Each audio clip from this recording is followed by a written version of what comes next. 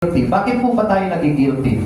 So, kung meron po tayong halimbawa, let's say, ano po ba yung mga insight po natin, bakit po tayo naging guilty? It's either may nagawa kang pagkakamali sa Lord, may nagawa kang pagkakamali sa kapwa mo, may kasalanan ka nagawa ng lihim, mayroon kang bagay na hindi nagawa kapan doon sa tinuturo ng Panginoon sa buhay po natin. Yan yung mga bagay na naglalagay po sa atin ng guilty feelings.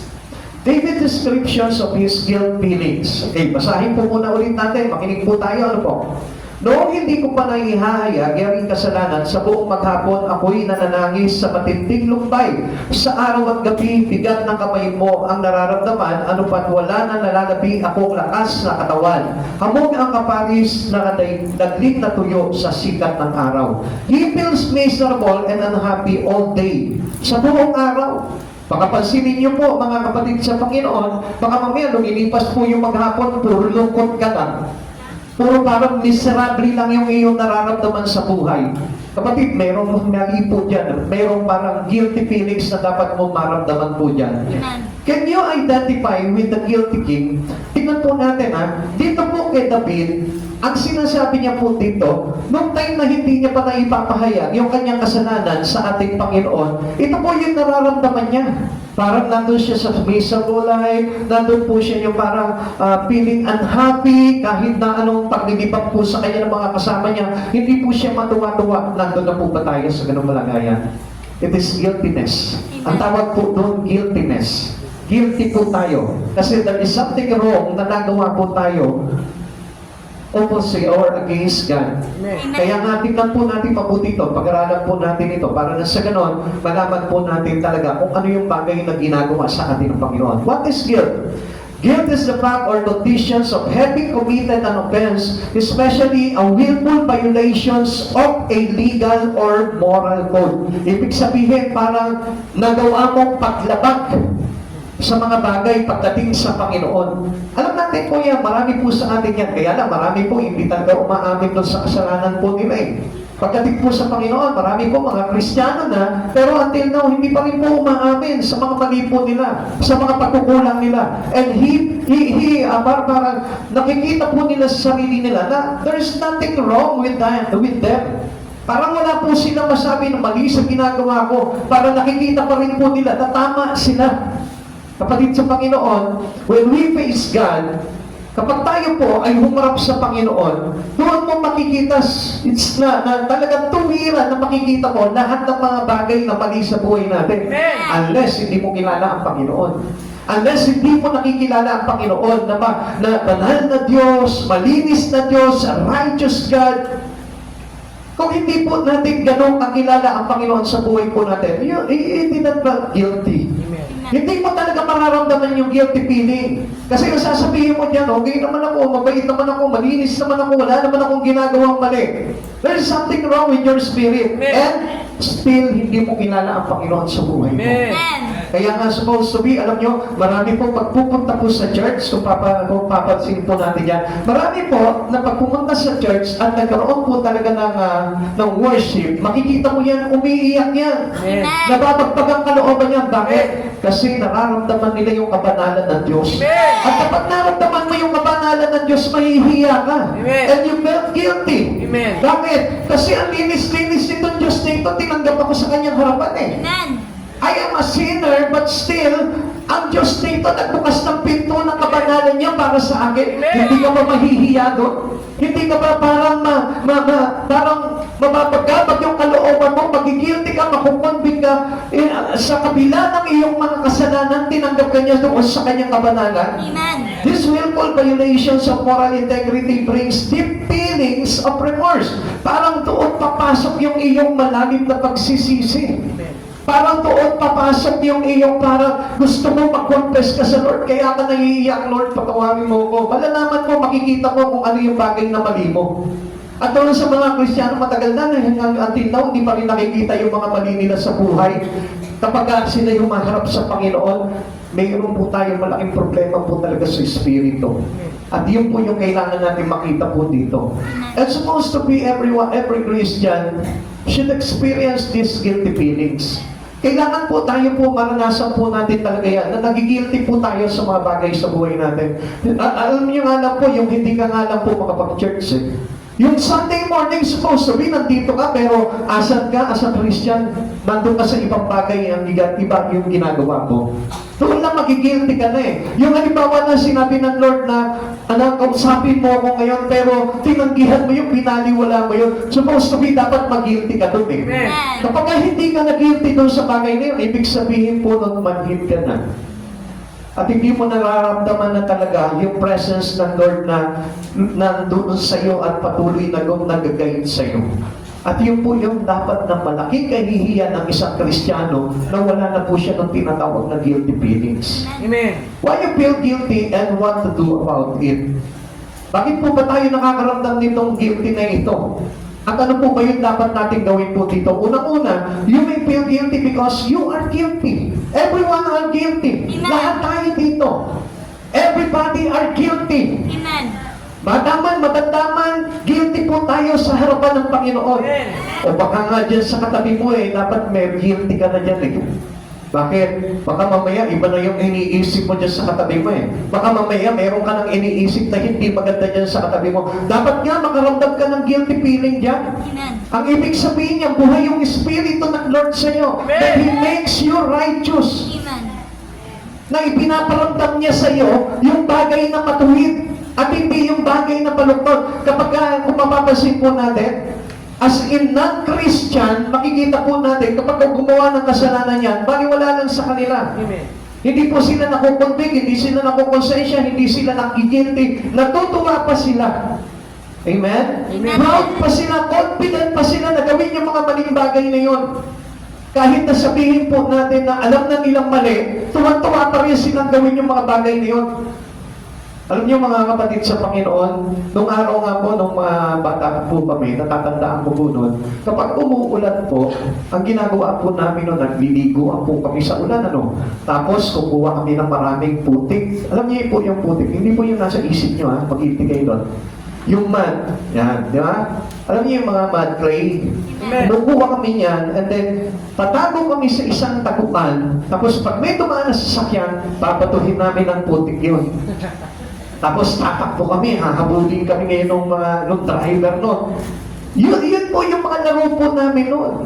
Tapos isang araw, ang nangyari po nito, nahuli yung kaibigan ko. Yung isang kaibigan po namin nahuli. Dinampot siya, dinala siya sa barangay. Eh ngayon, yung nahuli na yun, hindi naman siya yung kasama na bumabato. Kami yung magbabato. Kaya ngayon, parang nakonsensya kami ngayon, nag-guilty kami, bakit siya yung nandun? Bakit siya yung pinapagalitan ng barangay? Samantalang hindi naman siya kasama. Di ba? Yung mga ganong bagay na tayo yung dapat na nag-guilty. Pero alam nyo, yung ibang mga kaibigan ko, natawa pa sila. Natawa pa sila. Now, alam niyo po ba kung ano yung comparison na dapat na makita natin doon? Kung ikaw talagang nandun yung katituan, yung kabutihan ng ating Panginoon sa buhay mo, dapat ikaw mag-guilty ka doon eh. Pero kung likas yung samaan dito sa puso mo, pagtatawanan mo talaga yun. Halimbawa, nakakita ka ba ng isang tao na bigla na lang nadapa? Tapos natuwa ka, nadapa pa. Diba? Tawa ka pa, nadapa na nga eh. Instead na mag-guilty ka, dapat tinulungan ko siya. Kawawa naman yung matanda, nadapa. Tinawanan ko pa. Dapat ganun nga po yung nararamdaman natin. Ganun din po dapat tayo sa harapan ng Panginoon. Amen. Sometimes nakakagawa na po tayo ng kasalanan, nakakagawa na po tayo ng labag sa Panginoon, but still hindi pa po tayo umaamin sa Lord. Para sinasabi natin, wala naman dito eh. Naiintindihan naman ako ng Lord dito eh. Pinag-iinindigan pa natin yung mali natin sa harapan ng Panginoon. And supposed to be, we need to confess it to God. Amen. Dapat na dinideclare natin yun by our own lips. Sinasabi natin, Lord, nagkasala ako sa iyo. Amen. Lord, I need to repent all these things into you. Amen. Dapat meron tayong feeling remorse pagdating sa mga bagay na nagagawa natin. Most of the Christians right now, marami po, ito a newly generation Christian, wala na yung ganun. Basta ang feeling nila kapag nakapasok sila ng church, nakasama sila sa Panginoon, okay na lahat. Malinis na sila, wala nang mali sa buhay nila, feeling righteous na sila. Marami po sa panahon po natin ganyan. Hindi na nila maramdaman ngayon ang sinasabi sa kanila ng Panginoon, anak, you need to repent this, you need to repent that.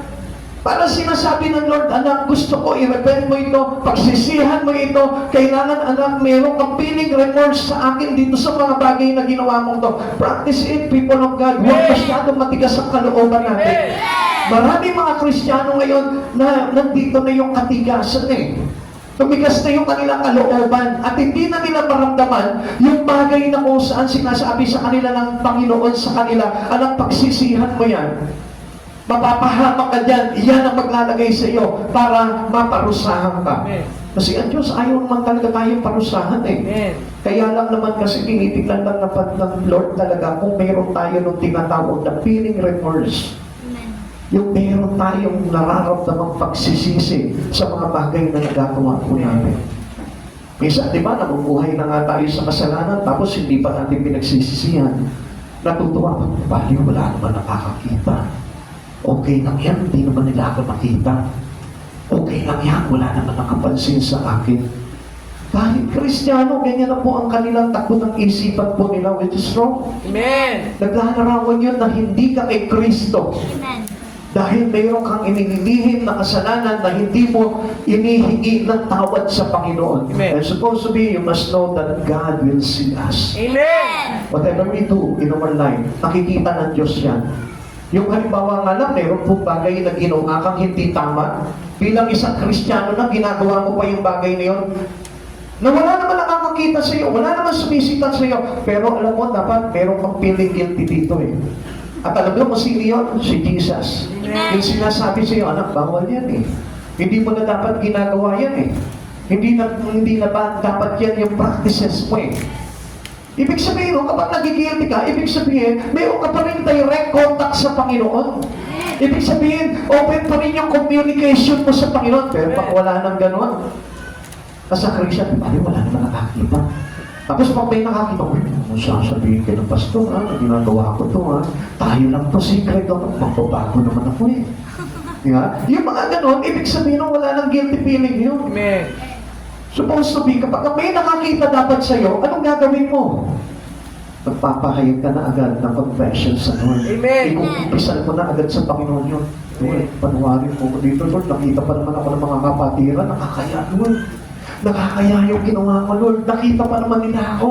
Nakita pa naman ako ni Sister Jennifer. Ginawa ko pa yung bagay na yun, Lord. Supposed to be, dapat example ako ng mga magagandang bagay. Yun yung feeling guilty. Na kung saan ang laki ng chance mo para mabago pa ng Panginoon. Amen. Pero pag wala na yung gano'n, ano mo sa akin? Bakit? Saba, hindi niya ginagawa yun. Di ba? May mga ganun pa eh. Ano ko nakita ko ni Sister Tayan na ginagawa ko yun. Bakit siya? Hindi niya ginagawa yun? Oy, I tell you! Baka masigit pa nga yung ginagawa niya sa akin eh. Yun yung mga tao walang guilty feelings. Na hindi marunong mag-guilty doon sa mga ginagawa nilang masama. Kaya nga mga kapatid sa Panginoon, it is better to feel guilty Amen. rather than to be what? To be numb in the spirit. Kaysa maging manhid tayo sa Espiritu, mas maganda po yun. Dahil mayroon chance na lumuhod ka sa Panginoon, umiyak ka sa Panginoon, di ba? Kapag halimbawa may nagawa ka, no? Tapos Sunday service, iiyak ko talaga sa Lord ko, iiyak ko. Hindi ka mapakan eh. Excited ka pa na sa linggo, di ba? Sakto-sakto, ito pala yung ating topic ngayon, guilty. Sakto, sabi ko sa Panginoon, iiyak talaga ako. Pero sa sobrang excited niya, hindi na iyak na tulog. Another guilty na isa naman yun. Diba? Naku, sabi ko sa Lord, iiyak ko pag service, pero natapos yung gawain, doon lang ako nagising. Hindi ko tuloy naiiyak sa Panginoon. Di ba? Next Sunday na lang. Ito na naman. Next Sunday na naman. Tapos to, ito na, Sunday. No? Excited ka na naman. Nakatulog na naman. Di ba? The third Sunday. Ito, totoo na to. Tama, ito na. Sabado, excited ka na. Sabi na siya, kasi ito talaga, iiyak ko na ng todo. Isisigaw ko yung iyak ko. Lord, panawarin mo ako! Kinakumagahan. Walang pamasahe. Next time na lang. Kumisa, doon tayo nahahadlangan eh. Alam niyo kung bakit?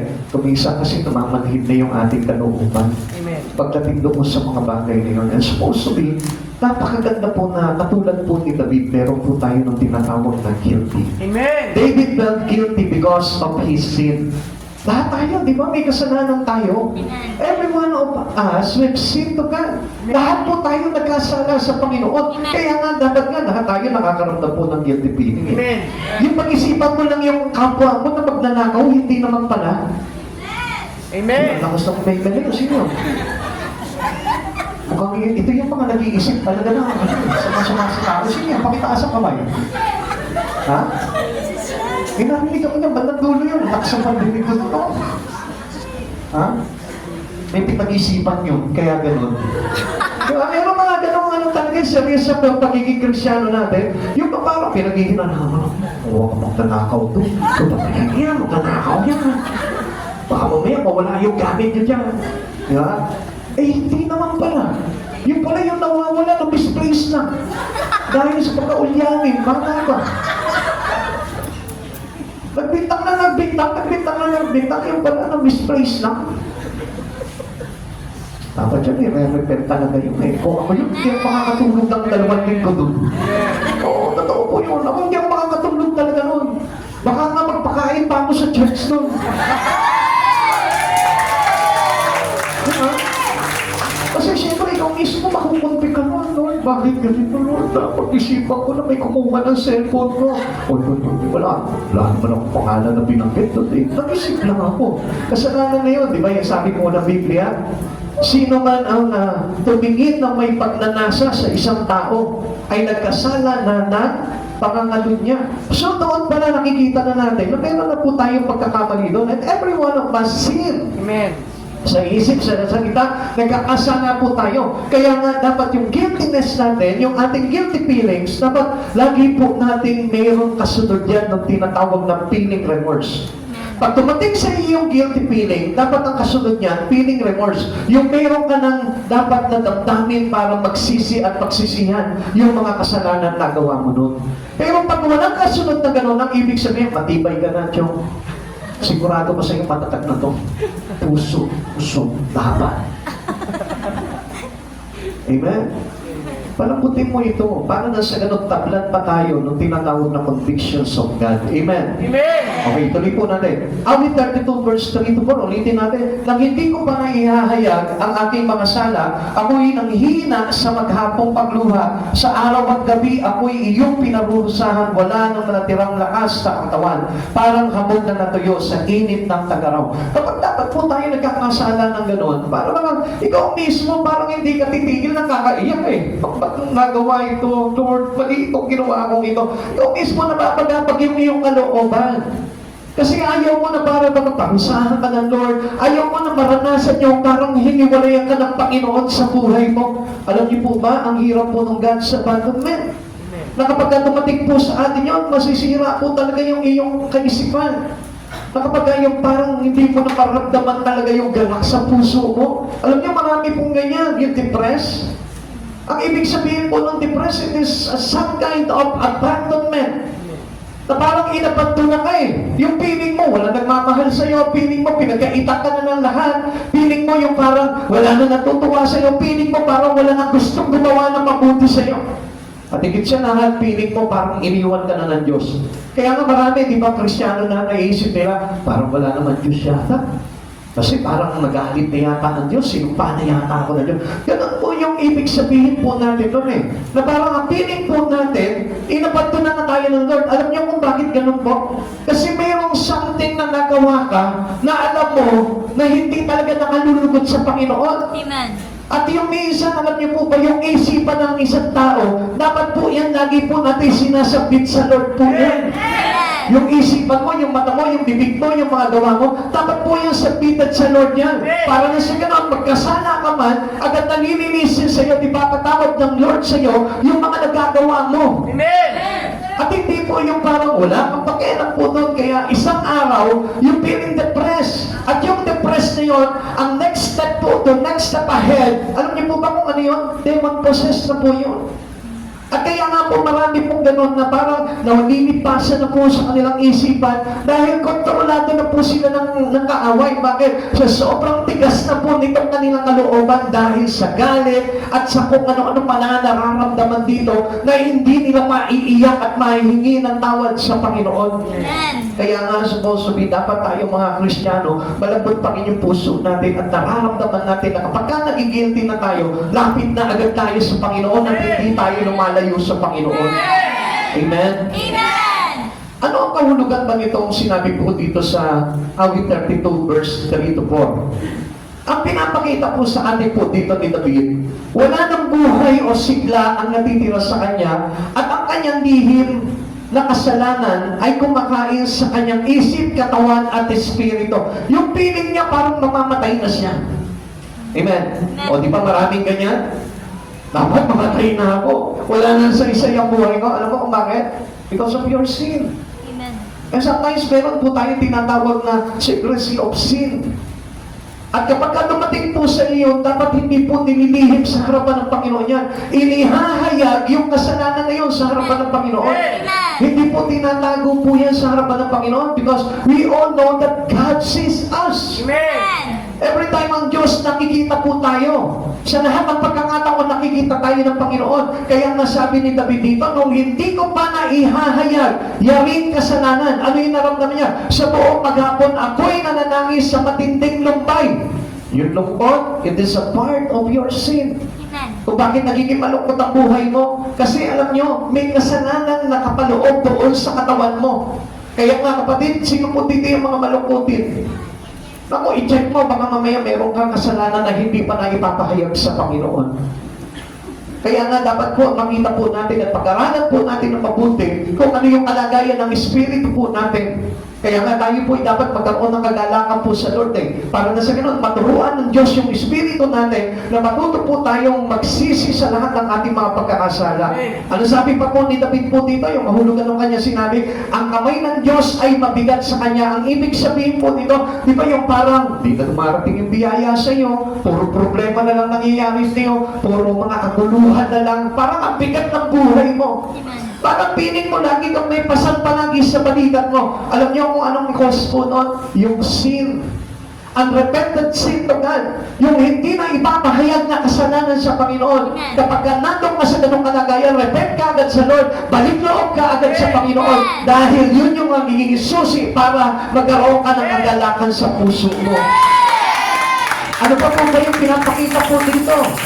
Ipinapakahulugan dito ni David, ito ay isang angkop na paglalarawan ng mga epekto ng pagkakasala ng isang tao.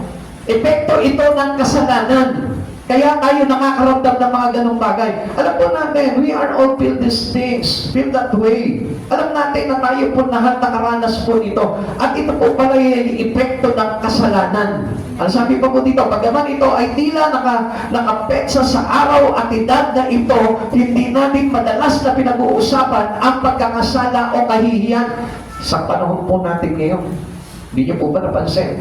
Ito pong petsa na ito, itong araw na ito, itong panahon na ito, halos wala na sa tao yan. Baliwala na sa kanila. Parang sinasabi lang nila, kailangan ko lang mag-relax. Kailangan ko lang mag-unwind. Hindi po yun ang kailangan mo. Kailangan mo mag-repent. Kailangan mo magsisi sa kasalanan. Kaya marami po parang kahit na anong gawin mo. Kahit marami kang pera, hindi ka masaya. Why? Because of that sin. Na kailangan natin talaga na magkaroon tayo ng tinatawag na feeling remorse. Actually, hindi naman yung kabiguan ang naglagay sa atin sa pagkalugmok eh. Di ba ang tingin po ng tao dahil nabigo siya, kaya siya feeling lugmok. Hindi po yun yung naglulugmok sa tao. Ang naglulugmok sa tao ay ano? Yung kasalanan. Yung kasalanan na nagawa mo, yun yung nagpapadown sa'yo. Yun yung nagpapagulo ng buhay mo. Yun yung nagpapabigat ng damdamin mo. Yun yung nagpapabigat ng buhay mo. Amen. Kasi isa lang po ang solusyon po ng bagay na yun. Ang solusyon nun, mag-confess ka sa Panginoon, hihingi mo ng tawad yun, at makikita mo gagaan yung buhay mo, sasagan at papayaman din yung buhay mo. Kasi kung minsan wala na tayong kahihiyan sa Panginoon hindi na tayo nahihiya sa Panginoon na yung mga kasalanan na gagawa natin ay parang tinatabunan na lang natin ng mga pang-araw-araw nating ginagawa. At tandaan po natin, huwag mong papalipasin yung kasalanan mo. Dapat pag nagkasala ka ngayon, i-repent mo, pagsisihan mo agad sa araw na ito. Huwag mo nang hintayin na bumigat pa yung buhay mo. Huwag mo nang hintayin na magkaroon ka pa ng patong-patong na kabigatan na dumating sa buhay mo. Dahil kapag hindi mo nakayanan yon, walang Diyos na tutulong sa iyo dahil until now, hindi mo inilalapit sa Panginoon yung bagay na yun. Kala natin, sinabigo ako sa ganito, kaya mabigat itong kalooban ko. Mali. Hindi po yun yung dahilan nun. Kaya ako walang pera kasi ganito Hindi ganun na yun. Kundi ang totoong dahilan yan, it is about your sin. Amen. Baka meron ka pa nung tinatawag na secrecy of sin. Amen. Na hindi mo pa na ipapahayag sa Panginoon, hindi mo pa na-repent until now. Kapatid sa Panginoon, pag-aralan niyo po mabuti yan. Bakit? Kasi ang kaisipan po ng tao po ngayon ay hindi na po humahanap ng katwiran. Hindi na gumagawa talaga ng mabuti sa harapan ng Panginoon. Although, marami po tao feeling na mabuti po sila. Feeling that they do good things. Daily. Kata nila, araw-araw ginagawa nila, mabuti na. Pero tingnan niyo po ito Sabi po dito, let's admit that we are all guilty before God. Sa harapan ng Panginoon, dapat isipin natin lahat tayo nagkasala talaga. At wala naging mabuti sa atin sa harapan ng Panginoon. Romans chapter 3, verse 10 to 25. Basahin po natin. Pakibuksan niyo lang po yung Bible po ninyo. Sabi po ng verse 10, ayon sa nasusulat, walang matuwid, wala kahit isa, walang nakakaunawa, walang humahanap sa Diyos, ang lahat ay lumihis ng landas at nagpakasama. Walang gumagawa ng mabuti, wala kahit isa. Ang lalamunan nila'y tulad ng libingang bukas, ang kanilang mga labi ginagamit sa pandaraya, dila nila'y makamandag na parang ulubong, puno ng panunungayaw at masakit na salita. Ang kanilang bibig. Matunin ang kanilang mga paa sa pagbubuho ng dugo, parang dinaanan ng salot ang kanilang madaraanan. Hindi nila alam, excuse me, puno ng panunungayaw, masakit na salita ang kanilang bibig, matuloy ang kanilang mga paa sa pagbububo ng dugo, parang dinaanan ng salot ang kanilang madaanan. Hindi nila alam ang daan ng kapayapaan, ang pagtakot sa Diyos ay walang pitak sa kanilang puso. Ngayon, nalalaman din natin na naman sinasabi ng kautusan ay sinasabi sa mga nasasaklaw nito upang walang maidahilan ng sino man at managot ang lahat sa paghukom ng Diyos. Sapagkat ang pagpapawalang sala ng Diyos sa mga tao, hindi dahil sa gawa ayon sa kautusan, yamang nakikilala ng tao ang kasalanan sa pamamagitan ng kautusan. Kung papasinin po natin dito, inilalarawan po dito na tayo po lahat, although makikita mo, nagsisipa tayo, nagagawa tayo ng mga bagay na yan, pero ang katotohanan doon, talaga pa parang iniisip natin ay mabuti. Kaya nga kung mapapansin po natin bakit mayroong mga Kristiyanong ganito, ang kaisipan ay hindi pa rin mabuti. Yung mga ginagawa, hindi pa rin mabuti. Kaya nga, tayo po lahat ay talagang tinuturuan ng Lord na aminin po natin yung ating mga pagkakasala sa harapan ng Panginoon. Kaya nga, ang dami po mga proud po kapag nag-pray po sila. Hindi na nagre-repent pagdating po sa kanilang prayer. Minsan, ang lalakas ng loob po natin bilang mga Kristiyano na hingi na lang tayo ng hingi sa Panginoon pero hindi natin isinisiwalat yung ating mga pagkakasala sa harapan ng Panginoon. Kapatid sa Panginoon, pag may problema ang isang tao, ang ibig sabihin niyan, ang problema niyan, kasalanan. Amen. Pagkatalungkot ng isang tao, ang problema niya ang kasalanan. Kapag wala kapayapaan ang isang tao, problema niya ang kasalanan. Kapag ang isang tao nasa emptiness, nasa kawalan, nasa kahirapan, nasa tagutom, nasa karamdaman, ang problema niya ang kasalanan. Amen. At sa sandali na i-repent mo sa Panginoon yung bagay na yun, doon mo makikita na unti-unti pagagaanin ng Lord yung buhay mo. Kaya nga, tingnan po natin, saliksingin po natin yung laman ng puso natin, ang isipan natin, ng ating mga bibig kung ano yung bagay na kung saan nagkakasala tayo sa harapan ng Panginoon. Huwag natin isisi sa iba yung mga bagay na yun. Kundi tayo po mismo, kilatisin po natin yung sarili natin. Ano ba yung nagawa kong kasalanan? Tuklasin mo po yun. Saliksikin mo yung laman ng puso mo. Ay, ito po pala yung lagi ko nararamdaman, Lord. Lagi akong galit sa kapwa ko. Laging masama ang loob ko. Lagi akong irritable. Lagi akong naiinis. Lagi akong parang hindi ko gusto. Kaya yun po yung naglalagay po sa atin doon sa mga bagay na mabibigat. Kaya pati ang buhay po natin bumibigat dahil sa laman ng isipan natin masama, dahil sa mga paningin natin na hindi mabuti. Kaya nga sabi ng Lord dito, walang nais na gumawa ng mabuti. Wala, ni isa. Amen. Kaya nga kapatid, we need God in our life. Kung gusto po natin makalaya doon sa mga bagay na yon, let us all repent to God. Amen. Lahat po tayo, magkaroon tayo nung maramdaman po natin na tayo po ay guilty. Maramdaman natin na tayo ay nagsisisi. Kaya nga, mapapansin po natin dito yan, sabi ng Lord, na kahit na gumawa kayo ng gumawa sa Panginoon, but still, kung hindi handa yung puso mo na umamin sa Panginoon dahil sa mga kasalanan na gawa mo, hindi pa rin po sapat po yun. Amen. Kaya kung mapapansin po natin, kung kilala niyo po si Belshazzar, like Belshazzar, we've been weighed and found wanting. Sinukat siya, tinimbang siya, pero kulang. Kasi alam niyo kung bakit? Many Christians today is like this. Amen. Katulad po nito. God found us that we are weighed and found wanting. Natuklasan ng Diyos na marami po mga Kristiyano ngayon na kapag tinimbang ng Diyos, makikita niya na kulang talaga. Amen. Even though na kahit nagawa ka ng gawa sa Panginoon, pero I tell you one thing, tingnan mo baka mamaya, yung laman ng puso mo ay hindi sapat sa Lord. Yung naman ang isipan mo, baka hindi sapat sa Lord. Yung mga nakikita mo, yung mga pinipiglas ng labi mo, yung mga naririnig mo, yung mga ginagawa mo, baka mamaya hindi sapat sa Panginoon kapag tinimbang ka ng Diyos. Amen. Gusto ng Lord talagang masapatan siya sa isang katulad natin na lumalapit sa Kanya. At gusto ng Panginoon talaga na ito, na masaliksik po natin yung laman ng puso po natin. Amen. At alam niyo, napakahalaga po na ang isang Kristiyano nagsasaliksik ng puso nila. Sapagkat malimit po na nakakaligtaan ng isang tao yung laman ng puso po nila. Kaya hindi niyo napapansin, hindi na po nababantayan ng tao yung laman ng kanilang kalooban. Pag gusto magalit, magagalit. Pag gusto mainis, maiinis. Hindi niyo po ba napansin po yun? Bakit? Kasi hindi nila makontrol yung sin na nakapaloob sa kanilang kalooban.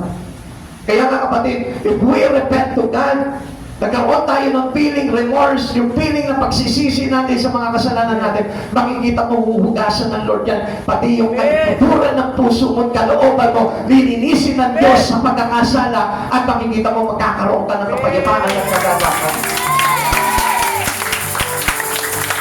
Guilt feeling have positive effect. Meron po ito positibong epekto sa atin. They are like warning sign of cancer.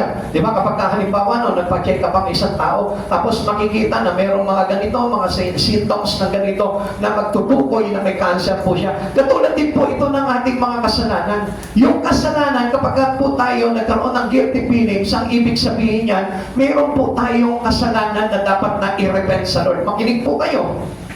Mahalaga po ito. Kasi kung gusto po natin makalaya po talaga sa bawat kalagayan po natin, kailangan pakinggan niyo po itong bagay na ito. At hindi po natin pwedeng palampasin itong bagay na ito kung hindi matatalikalaan ka lang ng ganitong kalagayan. Marami pong Kristiyano, hindi po talaga alam po ito. They are like pains that warn of serious problem. Minsan kapag di ba may naramdaman ka sa katawan mo, ano pa kaya itong masakit na ito? Pagpapacheck ka agad sa doktor at may makikita agad mga symptoms yung mga bagay na yun. Amen. Ganun din po tayo. Kapag halimbawa may guilty feelings ka na, mahalaga po yung guilty feelings po natin. Amen. Pag meron ka ng guiltiness, ang ibig sabihin niyan, you should come close to God. Amen. Kailangan lumapit ka na malapit sa Panginoon at hihingi mo na ng tawad itong bagay na ito. Amen. Or else lalala yung bagay na yon at magiging manhid ka tungkol sa guiltiness na yon at ano mangyayari? Mangyayari po nito, wala na lang. Mamamanhid ka doon at hindi na susolusyonan yung bagay na yon dahil hindi mo nakita yung solusyon doon na dapat na ihingi ng tawad sa Panginoon. They may come from an awakened conscience. Kaya nga dapat nga po tayo, lagi po tayo magising sa konsensya po natin. Amen. Kapag ka nakokonsensya ka, lapit agad sa Panginoon. Amen. Hindi yung para baga, dineneglect pa natin ang Lord, binabaliwala pa natin yung Lord, nakakagawa na tayo ng mga pagkakasala sa Panginoon at pagkukulang, but still, nilalayuan pa natin ang Diyos sa buhay po natin. Amen. Inaabandon na natin yung mga offer ng Lord sa buhay po natin, kaya anong nangyari? Hindi tayo masaya. Kahit anong mangyari, hindi tayo nagiging masaya. Bakit? Kasi nandun yung kakulangan dahil sa kasalanan natin na hindi pa rin nai-repent sa Panginoon. Amen? Amen. They may result from the convictions of the Holy Spirit. Kapatid sa Panginoon, asahan mo na ang Holy Spirit lagi tayong kukonbigin. If you are truly a Christian to God, kung talagang totoo kang Kristiyano at kumikilala talaga sa Panginoon, mayroon po talaga tayong mararamdaman na conviction dahil nasa sa atin ang Holy Spirit. Amen. Yung mga halimbawa, baliwalain mo yung mga bagay na ginagawa mo sa Panginoon, hindi ka ba nakukonvict nun? Ang ibig sabihin nun, manhid na yung puso mo. At hindi na tumatalab sa iyo yung conviction ng Lord sa buhay mo. Kapatid sa Panginoon, napakahirap po nun. Kung papansinin po natin yun, sige, halimbawa, merong anak. Di ba nakakainis na kahit na ano sabi mo sa anak mo, pero hindi niya pa rin ginagawa yung bagay na pinapagawa mo?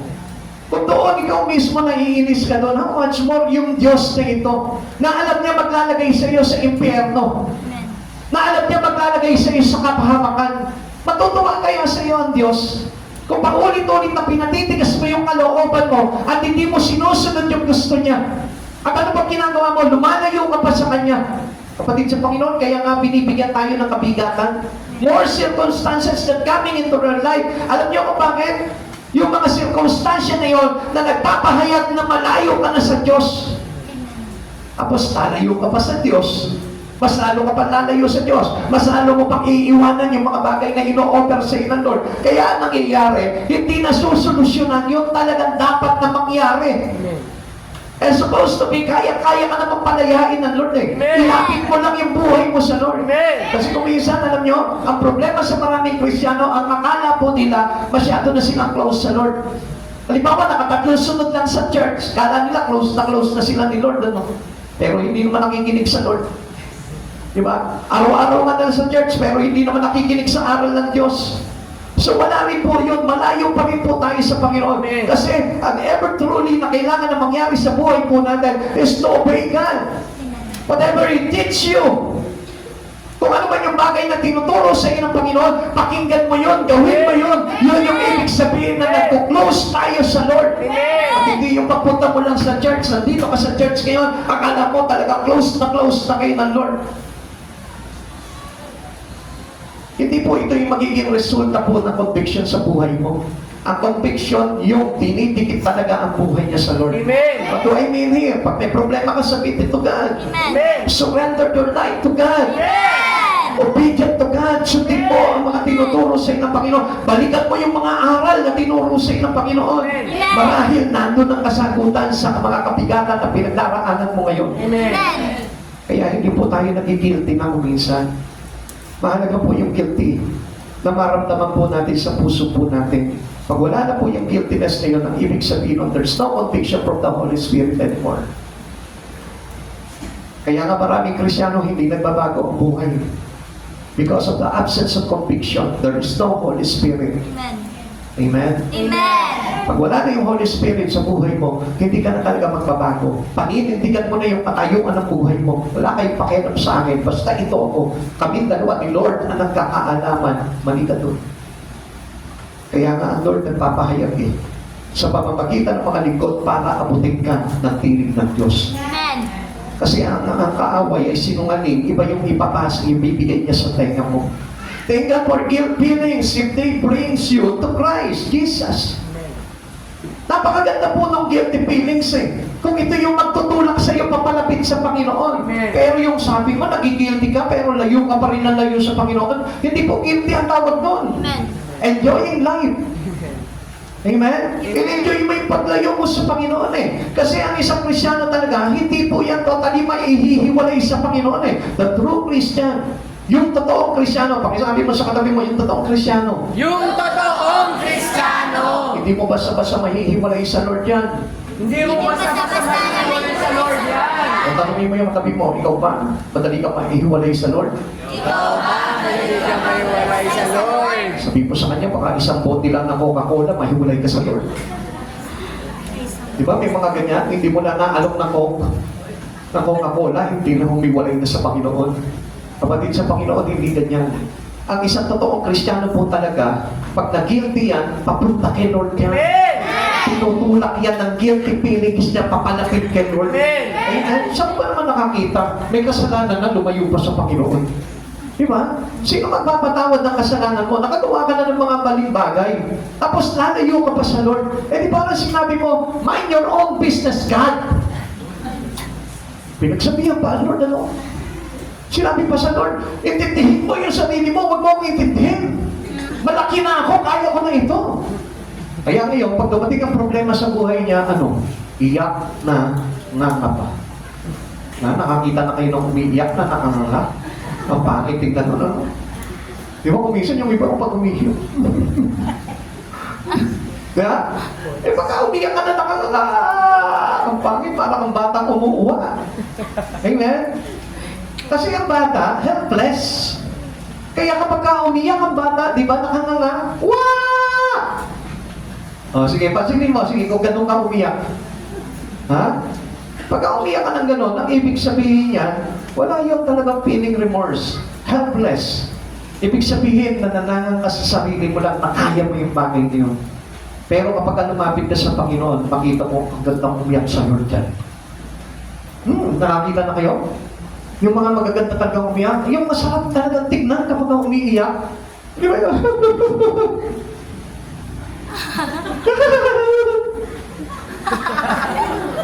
May mga ano eh, may mga parang may mga sequel yung pag-iyak niya. May mga, kumbaga parang may tono.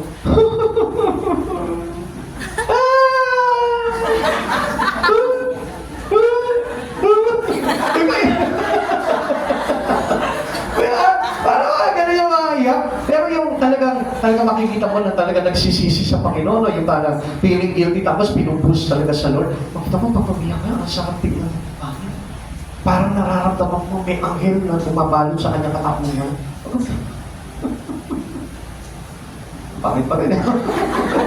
Hindi, basinin niyo lang kapag kami umiiyak talaga. Pero patigurado ko nito, titignan niyo yung mga umiiyak. Pag may umiiyak mamaya. Huwag niyo titignan. Basta, ako lang napansin ko lang kasi yun. Pagka talaga ang tao, totoong umiiyak, ang sarap niyang tignan.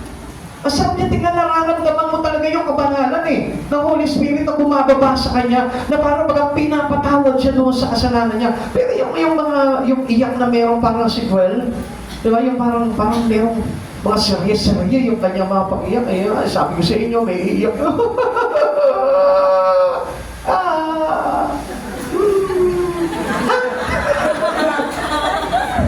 Grabe na yun, daya.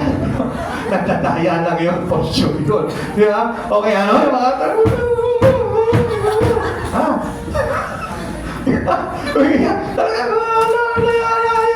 tapos kumaya, nakatayo na lang yun. Dito tawag yung pwede yun. Bakit nga po talaga, kapag mayroong guilty na nakalagay na sa iyo, nararamdaman mo na, papalapit ka na sa Lord, no? Amen. Kasi yun, yung pinakamasarap na panahon na kung saan sa isang Kristiyano ay nararamdaman niya na lumalapit siya sa Lord. Amen. Kasi naramdaman niya yung malayo siya sa Panginoon. Ngayon, itong guilty feelings na to, yun yung panawagan sa kanya ng Panginoon na balik ka sa akin, anak. Yung nagsasabi sa iyo na, anak, balik ka sa akin. Amen. Huwag ka manatili sa ganyang kalagayan mo na mahihirapan ka. Kaya ikaw naman, kapag ka nasumpungan mo naman yung panawagan ng pagbabalik sa Panginoon, ikaw mismo parang ang sarap lumapit sa Lord yung papunta ka pa ng sarapan talaga. Naiiyak ka na, nararamdaman mo na. Yung hindi mo pinipili talaga yung sarili mo na parang feeling mo talaga. Pag lumalapit ka sa harap, pag pinatayo ka, mga kapatid, lumapit ka sa Panginoon, tinatawagan ka, inaaniyak ka, ikaw pa. Lord, nararamdaman mo agad sa puso mo. Yung pang-awit pa lang, pinapaiyak ka na. Yun yung totoo talaga na nagre-repent sa Lord eh. Yun yung espiritu na lumalapit talaga sa Lord. At yun yung talagang dapat na maramdaman ng isang tao kapag ka nagigilty siya. Hindi yung nilalayo niya pa rin yung sarili niya. Na kapag may nagawa ka namang kasalanan sa Panginoon, ang gagawin mo, magtatago ka pa sa Lord. Inaanigayahan ka na ng Panginoon sa harapan, pero ang gagawin mo, tatago ka pa doon sa likod. Hindi ka pa nalapit sa Panginoon. Alam niyo kung bakit? Kasi nga nadadaya po tayo ng kaaway eh. Kaya tinatakutan niya, ano ba nagawa ko mali? Wala naman akong ginagawang mali sa Lord eh. Ganun po po yung piling ng isang tao na dadaya. Sila naman yung may kasalanan sa akin, Lord eh. Sila yung dapat na magsisi sa kasalanan nila. Yun na nga po eh. Sila na nga yung nagkasala, pero ikaw yung nagdurusa. Hindi niyo po ba nangisa yun? Sinasabi natin, sila yung may sala, pero bakit ikaw yung nagdurusa? O kaya ikaw yung hindi marunong na lumapit at hindi marunong magsisi sa mga nagawa mo. Kasi ang isang tao talaga na nagkasala, kapag ka nagsisi sa harapan ng Panginoon, pinatatakot ng Diyos. Binibigyan ng Diyos ng kapatawan. Kaya kung wala po pagkakasala ang tao na hindi po patatawagin ng Lord eh. Basta talagang totoo ka lamang lumalapit sa Panginoon. Ikalawa, you may feel guilt because you have not been forgiven. Kaya ka nagigilty kasi hindi pa napapatawad yung kasalanan mo eh. Meron pa po tayong tinatawag na unrepentant sin na until now hindi pa rin po natin nahihingi ng tawad sa Panginoon. We are guilty because we know that the sin is still there. Nandun pa rin.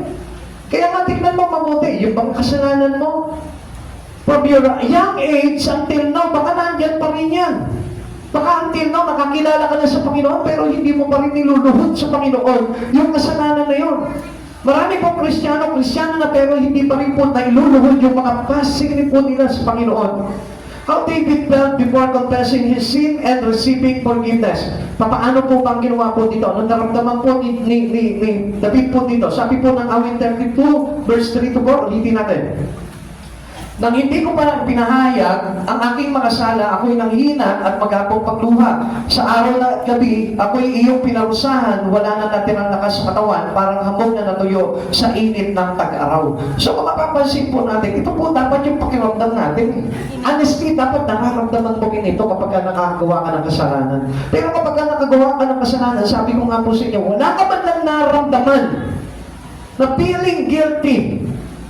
And then parang wala po sa loob mo na mag-confess ka. Whether ikaw yung may kasalanan, whether siya yung may kasalanan, ang katotohanan po niya, kapag pumigat po itong kalooban mo, humingi ka ng tawad sa Lord. Amen. Amen. Amen. Minsan, di ba, sisi lang tayo ng sisi sa iba. We put the blame to others. Eh, siya naman po kasi yun, Lord, siya naman po kasi yun eh. Hindi kinalulugdan ng Lord po yung turo na turo. Ang gusto ng Lord, whether may kasalanan ka sa tao o wala man, pero sa harapan ng Panginoon, may kasalanan ka pa rin. Amen. At isa lamang ang dapat na gawin ng isang tao, yung tayo po'y magsisi sa mga bagay na nagigilty tayo. Amen. Amen? Amen. How David felt before confessing his sin and receiving forgiveness. Ano po ba yung naramdaman ni David dito? He felt older than his years. Di ba marami po sa atin nagsasabi, ano ba yan? Nagkakatanda na tuloy ako eh. Alam niyo kung bakit? Kasi nga sa sin yun na hindi natin na i-repent sa Panginoon. Kaya nga ano pong makita po natin dito kay David, para ba nga yung kanyang edad ay parang tumoble. Pilit niya lang yun. Kaya nga ikaw, kung minsan, hindi po ba natin napapansin, na parang piling ko, parang tumatanda ako, bakit parang nanghihina ako, bakit parang ganito ang nararamdaman ko. Ibig sabihin po niya, there is sin unrepented. He felt as though God was against him. Parang ang pakiramdam niya, naku, laban na sa akin ng Diyos, ayaw na sa akin ng Diyos. Yun po yung sinasabi natin, iniwan na yata ako ng Diyos. Binabayaan na yata ako ng Diyos. Isang bagay lamang po yun, guilty feeling po yun, na nagsasabi sa atin, lapit ka at tumingi ka ng tawad sa Panginoon. He felt as though he was in a spiritual desert. Anong ibig sabihin po dito? Yung parang naramdam natin yung tinatawag na spiritual abandonment. Alam niyo, ang hirap pong maranasan po nito. Ewan ko kung naranasan niyo na po ito. Yung pray ka ng pray sa Lord, pero parang dry na dry, parang walang answering. Parang walang pagsagot ng Panginoon. Parang wala pa rin natutuwa sa iyo. Parang wala pa rin may gusto sa iyo. Parang wala pa rin parang nahahabag sa iyo. Yun yung tinatawag na spiritual abandonment. Yung feeling mo parang hiwalay ka sa karamihan. Parang you feel against all odds ka. Lahat laban sa iyo. Lahat ng tumitingin sa iyo. Parang it was on staring you. Hindi niyo po ba napapansin po yung ganung bagay? Ang ibig sabihin nun, nandun ka sa kalagayan na kung saan parang ramdam mo na kailangan talaga i-confess mo ito at kailangan ka magkaroon ng forgiveness. Amen. Amen? Forgiveness was available to David, but he had not accepted it. Noong mga panahon po na yun, lahat naman po tayo nakakagawa tayo ng kasalanan, available sa iyo yung pagpapatawad ng Panginoon. Kaya lang, ano sabi ni David dito? Nung hindi ko pa ipinapahayag, yaring kasalanan. Kaya nga, anong dapat na maging solusyon doon? Ipahayag mo na sa Diyos. Ilapit mo na ang buhay mo sa Panginoon. At yun lamang po yung pinakasolusyon doon. Mabibigat yung buhay mo, lumapit ka sa Panginoon, ipahayag mo na yung kasalanan mo. Nagkakaroon ka ng maraming pagsubok sa buhay, ilapit mo yung buhay mo sa Panginoon, i-repent mo sa Lord kung ano yung kasalanan mo. Yun lamang po yung solusyon doon. Nakahit sabihin po natin, in your finances, kapag ka nagkukulang ka sa pinansyal, isa na ang ibig sabihin nun, lumapit ka sa Panginoon. Ipahayag mo sa Panginoon yung mga pagkukulang mo sa Kanya. The Lord's invitations to be forgiven. Gusto ng Lord na ito, patawarin po tayo. Isaiah chapter 1 verse 16, linisin ninyo ang inyong sarili at magbalik loob sa akin, sa aking harapan, kasamaan ninyo inyong tigilan. Yun lamang po yung solusyon po nun. Nahihirapan ka na sa buhay mo, tigilan mo yung kasalanan. Linisin mo yung buhay mo at lumapit ka sa Panginoon. Kasi kung minsan nga, sabi ko nga po sa inyo, ang diablo po sinungaling. Sasabihin sa iyo ng diablo, wala kang ginagawang masama. Okay naman yung pamumuhay mo, tahimik ka naman ang mamuhay. Wala kang inayapakang tao. Pero bakit nagkakaroon ka ng kabigagan? Saliksikin mo, yun naman ang puso mo, ng isipan mo, yung mga gawa mo, yung mga sinasabi mo, yung mga naririnig mo, saliksikin mo yun, baka nandun nakapaloob yung kasalanan na dapat mo ipahingi ng tawad sa Panginoon. Kapatid, makinig po kayo mabuti. Minsan nakakala natin sa sarili natin wala tayong nagagawang mali. Pero ang hindi po natin alam, bakit ganito? Bakit parang ayaw sa akin ng marami? Bakit parang naiinis sa akin yung marami? Ibig sabihin yan, magsaliksik ka ng buhay mo. Huwag mo tignan yung ibang tao. Ang tignan mo, saliksigin mo yung sarili mo. Ngayon, pag nakita mo kung ano yung bagay na nagpaparumi sa iyo, nagpapagulo ng buhay mo, yun ang ihingi mo ng tawad sa Panginoon. Ang sabi niya dito, linisin ninyo ang inyong sarili at magbalik loob sa akin, sa aking harapan, kasamaan ninyo inyong tigilan. Stop sinning! Yun lamang po yung solusyon nun. Pag may problema ka, stop sinning.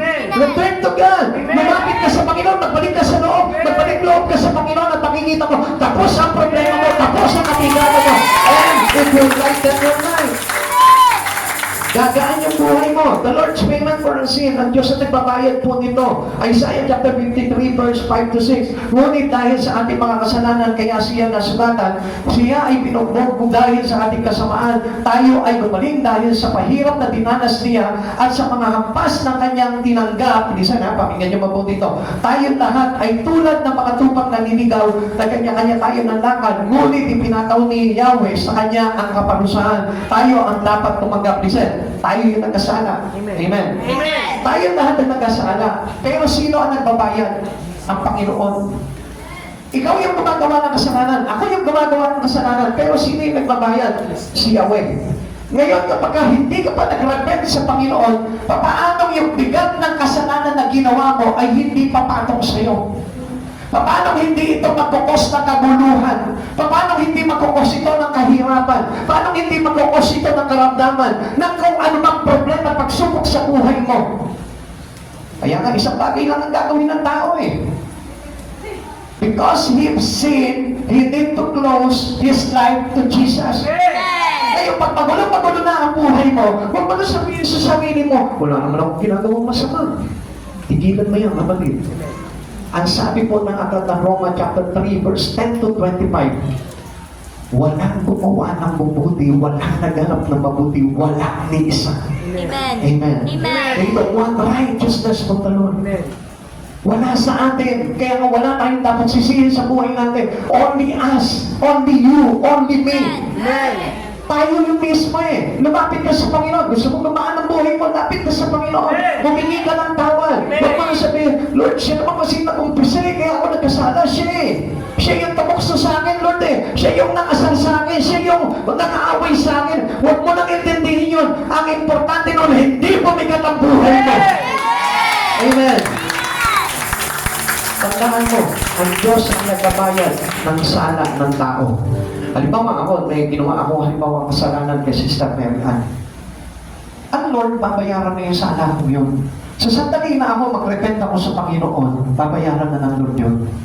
Ngayon, kung mapapansin po natin, ang Lord na nagbabayad ng sala natin, pero tayo naman, ungrateful pagdating sa Lord. Hindi tayo marunong magpasalamat sa Panginoon. Hindi mo mainapit yung buhay mo sa Panginoon. Hindi mo matanggap yung offer sa iyo ng Lord. Hindi mo magawa yung pinagagawa sa iyo ng Lord. Then, paano yung bigat ngayon, Lord? Instead na mapatawad ka ng Panginoon, ano mangyayari sa iyo? Papatong sa iyo yung bigat. Amen. Kaya nga po, yung parusa na yun, si Jesus na po ang nag-shoulder po nun para sa atin eh. He carried our load. Amen. Siya na po yung bumuhat ng bigat sa buhay natin. At alam mo, kaya nga nabibigatan dahil ayaw mong ipakuhan sa Panginoon. Amen? Amen? Ayaw mong ilapit sa Lord eh. Ang sabi po ng Mateo, lumapit kayo ng mga nagpapagalat na bibigatan at pagpapahingahin ko kayo. Magaan ang aking pumatong at makasusumpong kayo ng kapahingahan. Kapatid sa Panginoon, bigat na bigat ka na, lumalayo ka pa sa Lord. Kasalanan yun eh. Kaya kapag halimbawa nabibigatan ka na sa buhay, lapit mo na sa Lord. Lahat ng load na meron ka, bubuhatin ng Lord yan. The Lord's guarantees of forgiveness to whom? Sa mga lumalapit sa Kanya. Paano po lumapit sa Panginoon? Yung mayroong pagpapakumbaba at nagsasaysay ng buhay kay Yahweh. Amen. Yung nagpapakumbaba, yung paglapit niya sa Panginoon, wala na siyang itinuturong iba. Kundi yung sarili niya na lang ang tinuturo niya sa Panginoon. Lord, nagkasala ako sa iyo. Wala na ba siyang ibang tinuturo? Lord, nagkasala siya sa akin, nagkasala siya sa akin. Patawarin mo ako. Paano ka patatawarin ng Lord? Ikaw ngayon nagpe-blame doon sa mga tao eh. Lord, nagkasala siya sa akin, nagkasala siya sa akin, nagkasala siya sa akin. Eh yung availability ng forgiveness ng Lord, ino-offer niya na nga sa iyo eh. Isang bagay na lang ang gagawin mo. Aminin mo yung sala mo. Amen. Huwag mo nang sabihin yung sala ng iba. Yung sala mo na, personal nila yun eh. Kung nagkasala man sila sa iyo, ang Diyos po ang magpaparusa sa kanila, hindi tayo. Amen. Naintindihan po natin? Amen. Basta ang Diyos po natin is always guarantee the forgiveness into us. Ginagarantihan niya na mayroon tayong kapatawaran kung tayo po ay lalapit at hihingi ng tawad sa Kanya. Hebrews chapter 7 verse 25 to 28. Dahil dito lubusan niya maliligtas ang lahat na lumalapit sa Diyos sa pamamagitan niya sapagkat siya ay nabubuhay magpakailanman upang mamagitan para sa atin. Kaya nga ang Diyos na nag-alay ng kanyang buhay ay Diyos ng walang hanggan. Hindi po isang pari lamang, hindi isang saserdote lamang, hindi isang pastor po lamang, kundi ang Diyos na ating Panginoong Jesucristo, na Diyos na pangwalang hanggan. Kaya nga, ang kapatawaran ng Panginoon, pangwalang hanggan din. Amen. Eh kaya lang, ano naging problema ng tao? Ayaw lumapit sa Panginoon. Ayaw niyang inapit ng todo ang buhay niya sa Panginoon. Basta, tinatawad na ako ng Lord. Don't take a risk. Huwag tayo doon mag-take the risk na basta pinatawad na ako ng Panginoon. Hindi doon eh. Make an assurance na talagang pinatawad ka ng Panginoon. Amen. Kasi diyan po tayo nagkakamali. Okay, tuloy po natin. Siya ay banal, walang kasalanan, may kapintasan man, inihiwalay sa mga makasalanan at itinaas sa kalangitan. Hindi siya katulad ng ibang mga pinakabunong pari na kailangan pang mag-alay ng mga handog araw-araw, unay para sa sarili nilang kasalanan at pagkatapos para sa kasalanan ng mga tao. Minsan lamang magandog si Jesus. At ito'y magpakailanman nang ihandog niya ang kanyang sarili. Ang kautusan ay nagdalagala ng mga punong pari na may mga kahinaan, ngunit ang pangako ng Diyos na may panunumpa na dumating pagkatapos ng kautusan ay humirang sa anak na walang kapintasan na magpakailanman. Yun po siya ang ating Panginoong Jesucristo. Amen. Kaya nga, sino po lalayo sa Kanya? Kapag nilayo mo yung buhay mo sa ating Panginoong Jesucristo, paano ba yung papatawaran? Hindi na magiging available yung kapatawaran kung tayo'y patuloy na lumalayo sa Panginoon. Amen. Kung lagi po natin sinosolo na lang yung sarili po natin, basta papatawarin ako ng Lord, mali po tayo doon. You must admit to God that we've sinned to Him. Nagkasala ka, lumapit ka sa Kanya, magpakumbaba ka, magsaysay ka na lahat ng mga pagkakasala mo sa Panginoon, aminin mo sa Kanya yung mga bagay ngayon, matatawarin ka ng Lord. Amen. Hindi ba yan tayo ba yung nagmamalaki? Lord, diyan ka muna. Mabigat ang buhay ko, Lord. Diyan ka muna. Iwanan mo lang kita. You're wrong. Ano magagawa mo doon? Wala ka magagawa. Because God, Jesus, promised that He will give us rest. Amen. Siya yun nangako nabibigyan niya tayo ng kapahingahan. Amen. At sino ba magbibigay sa'yo ng kapahingahan? Yung pera mo? Yung kayamanan mo? Yung mga ari-ariya mo? Hindi yung magbibigyan ng kapahingahan yan. Iisa lang ang magbibigay po sa atin yan. Walang ibang kundi si Jesus. Amen. Heaven celebrations of forgiveness. Pahayag chapter 5 verse 9 to 10. Inaawit ng nila ang isang bagong awit. Ikaw ay karapat-dapat na kumuha ng kasunatan ng kabalumpon at magtanggal ng mga senyo niyon sapagkat pinatay ka sa pamamagitan ng iyong dugo ay tinubos mo ang mga tao para sa Diyos mula sa bawat lahi, wika, bayan at bansa. Ginawa mo silang isang lahing maharlika at mga pari na itinalaga upang maglingkod sa ating Diyos at siya'y maghahari sa lupa. Kaya pala tayo inatasan ng Panginoon na maglingkod sa Kanya. Amen. Ito ay atas niya sa mga taong inililigtas niya. Amen. Kapatid, ginawa mo silang isang lahing maharlika at mga paring itinalaga upang maglingkod sa ating Diyos at sila'y maghahari sa lupa. Now, kung mapapansin niyo po sa sinasabi nito, gusto pa ka ng Lord na ito kaya ka naglilingkod sa Kanya dahil ang Diyos ang nagtalaga sa iyo. Amen. Amen. Bakit? Iniligtas ka ng Diyos, ipinatawad ka ng Diyos, nilinis ka sa lahat ng kasalanan mo, and then saan mo gagamitin ang buhay mo? Para sa kapurihan ng iba? No. We can use this body, our life, our soul, for the glory of God. Amen. Kaya nga sabi ko nga po sa inyo, anumang bagay na meron po tayo, karapat-dapat na maihandog sa Panginoon eh. Amen? Amen. Our forgiveness depends on accepting God's gracious offer to sinner. Even grace does not force forgiveness on us. Kapatid, sa Panginoon, hindi po natin pwede, I have already the grace of God. Yung sasabihin natin na nandiyan na yung habag ng Diyos, binigay na sa akin yung habag ng Diyos, kung hindi po natin wino-work it yun, wino-work it out sa buhay po natin. Amen. Kailangan po na itong grace ng Lord na ito ay talagang makakamtan natin sa pamamagitan ng ating paglapit sa Kanya. Amen. Amen. It is free will. Tayo po mismo, kailangan natin isubmit yung buhay natin sa Panginoon. Isuko natin sa Panginoon yung buhay natin and the grace in exchange to your closeness to Him. In exchange to your coming. Na pag lumapit ka sa Panginoon, ang kapalit po nun yung grasya tapat ng Diyos, yung kagandahan loob ng Diyos, na ikaw ay dilinisin at patatawarin sa kasalanan mo. Amen. Now, kung guilty man po tayo, ano ang dapat natin gawin? Pakitanong mo nga yung katabi mo. Kung guilty ka, anong dapat natin gawin? Ano ang dapat natin You can be free from guilt by accepting forgiveness. Ang totoo, tinanggap mo ba? Marami nagsasabi, tinanggap ko na yung pagkapatawaran ng Panginoon. Pero ang tanong, hiningi mo ba? Marami po nagsasabi, tinanggap nila yung pagkapatawaran sa Panginoon, pero hindi sila nang hingi. Actually, hinihingi yun, free will. Amen. Ikaw mismo hihingin mo sa Panginoon yun sa pamamagitan ng paghingi mo ng tawad sa Panginoon. Amen. Amen? Amen. Sa pamamagitan po ng pag-aamin po natin sa kasalanan po natin, doon natin na-receive yung grace of forgiveness ng Panginoon. We will accept that forgiveness through our admitting sin to God. Amen? Amen.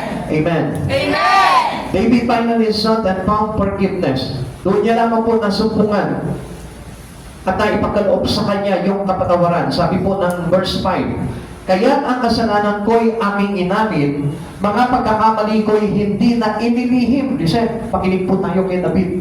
Ako'y nagpasyang sa iyo'y ipagtapat at mga sala ko'y pinatawad mong lahat. Pagka pinagtapat mo na sa Panginoon, yung mga kasalanan mo, inamin mo na sa Kanya, yung pagkakamali mo ay hindi mo na inilihim sa ating Panginoon, nandun yung pagpapasya ng Panginoon sa iyo na ipatawad yung kasalanan mo. Amen. Amen. Pero hanggat tayo po mismo, yung kasalanan natin ay hindi natin inaamin sa Panginoon at patuloy po natin inilihim ito sa Panginoon at hindi natin sinasabi sa Panginoon, Lord, kasalanan ko ito, Lord eh. Ako naman po talaga yung nagkasala sa iyo, Lord eh. Yan po kasi yung karaniwang sakit ng mga tao. Ayaw aminin sa Panginoon yung kanilang sala. At ibinabagsak pa yung sisi sa ibang tao. Amen. Amen. Sin confess, our sin forgiven. lahat ng kasalanan na ihihingi mong tawad sa Panginoon, kayang patawarin ng Lord yan. Thou forgave us the iniquity of my sin. At pinatawad niya ang lahat ng aking kasalanan. This is always be true. Ito po ay lagi po na buong katotohanan na ibibigay sa atin ng Panginoon. 1 John chapter 1 verse 9. Subalit kung ipinapahayag natin ang ating mga kasalanan, patatawarin tayo ng Diyos sa mga ito at lilinisin tayo sa lahat ng ating kasalanan sapagkat siya'y tapat at matuwid. Ang dali lang, ano? Kaya lang, alam niyo kung ano ang mahirap, yung inapit ang buhay sa Panginoon. Madali lang sanang patawarin yung kasalanan natin. Whatever sin you have, kahit gaano kasalanan yan, kahit napakabigat na kasalanan yan, kahit sabihin mo, ikaw yung mayroong 10 asawa. Ikaw yung sabihin mo, nagnakaw ng napakalaking halaga. Ikaw yung maraming napatay na tao. Ikaw yung maraming kasinungalingan nagawa. I tell you one thing, napakadali lang yan para sa Panginoon na patawarin. Basta alam mo lang kung anong dapat gawin. Humingi ka ng tawad sa Panginoon, magpakumbaba ka. Kalikuran mo ang kasalanan, magbalik ka sa Lord. Ganun lamang po kasimple yun. Kaya nga mga kapatid sa Panginoon, why remain a prisoner of the past? See, bakit po tayo nananatili? Na tayo parang binanggo. Kaya hindi niyo napapansin, bakit nalumpok yung iyong buhay? Bakit parang tuliro ka? Gulo-gulo yung iyong isipan. Alam mo bakit? Kasi nakakulong ka sa kasalanan. Pero kung pangalayain mo lang yung sarili mo sa kasalanan, magkakaroon ka ng kaganahan, kapayapaan, kaginawahan sa buhay na ito kay Yeso Cristo. Bring your sin to the one who died for our sinner, for our sin. Kapatid sa Panginoon, dalhin mo na kay Cristo yan. Alam ko na sa oras mo na ito, alam mo sa sarili mo kung ano yung kasalanan na ginagawa mo. Alam natin sa sarili natin na kung ano yung kasalanan na gagawa po natin. Dalhin mo sa Diyos yan. Dalhin mo sa harapan ng Panginoon yan. Iiyak mo sa Panginoon yan. Inuhod mo sa Panginoon yan. At makikita mo, ipapatawad sa iyo ng Lord yan. At kapag ka pinatawad na sa iyo ng Panginoon yan, ay basin mo na yung buhay mo. Gawin mo na yung nararapat para sa kaluguran ng Panginoon. At huwag mo nang tatalikuran pa kailanman ang Diyos sa buhay mo sapagkat ang talagang totoong nagsisisi ay lumalapit ang buhay kay Kristo, hindi lumalayo. Amen? Amen. Wala akong nakita na nagsisi sa kasalanan pero ang layo pa rin sa Panginoon. Ang lahat na nagsisisi sa kasalanan lumalapit sa Panginoon, nananatili sa Panginoon. Kaya kung mapapansin po natin sa Bible, lahat ng mga pinatawad at pinagaling ng ating Panginoon, anong sabi po nila kay Jesus? Lord, susunod ka ako sa iyo. Lord, gusto kong maglingkod sa iyo. Yun ang kanilang pahayag ng kanilang puso. Because He wanted to be close to Jesus. Walang nag-repent sa Panginoon dahil patuloy pa rin na malayo ang kanilang buhay. Kaya mga kapatid sa Panginoon, let us all be close to Him. Kung talagang ikaw humihingi ka ng tawad sa Panginoon, lalapit mo yung buhay mo sa Lord. At hindi ka magsisisi, at hindi ka parang magdadalawang isip na ilapit yung buhay mo sa Panginoon. Kaya nga mga kapatid sa Panginoon, gusto ko na malaman po ninyo, ang nagsisisi ay naglalapit ng todo ng buhay kay Jesus. Amen. Amen. Tayo po lahat ay magsitayo, ihanda po natin yung ating mga sarili.